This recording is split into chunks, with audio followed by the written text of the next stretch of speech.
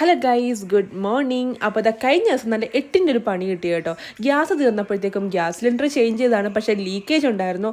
അങ്ങനെ എന്തുണ്ടാക്കുന്ന ഒരു ഐഡിയ ഇല്ലായിരുന്നു. ഗ്യാസ് ഇല്ലാതെ ഒന്നും ഉണ്ടാക്കാൻ പറ്റില്ലല്ലോ. വീട്ടിലെ ലീലാൻഡ് ഞങ്ങൾക്ക് വേണ്ടി കൊണ്ടുതന്ന ഫുഡായിരുന്നു കേട്ടോ.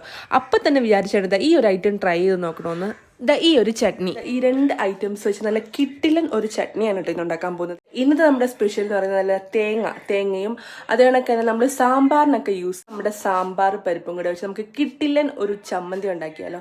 അപ്പോൾ ഇതിന് വേണ്ട ഐറ്റംസ് എന്തൊക്കെയാന്ന് പറയാം. അപ്പോൾ നമുക്ക് വീഡിയോയിലോട്ട് പോയാൽ ഒരേ അളവിൽ തേങ്ങയും സാമ്പാർ ദാലും എടുക്കുക. അതിനുശേഷം ഒരു പാനിലേക്ക് എണ്ണ ഒഴിച്ചതിന് ശേഷം ഈ ഒരു സാമ്പാർ ദാലും എരിവിനനുസരിച്ച് വറ്റൽമുളക് ഇട്ട് കുറച്ച് കായപ്പൊടിയും ഇട്ട് നല്ല രീതിയിലൊന്ന് ഇളക്കി കൊടുക്കുക.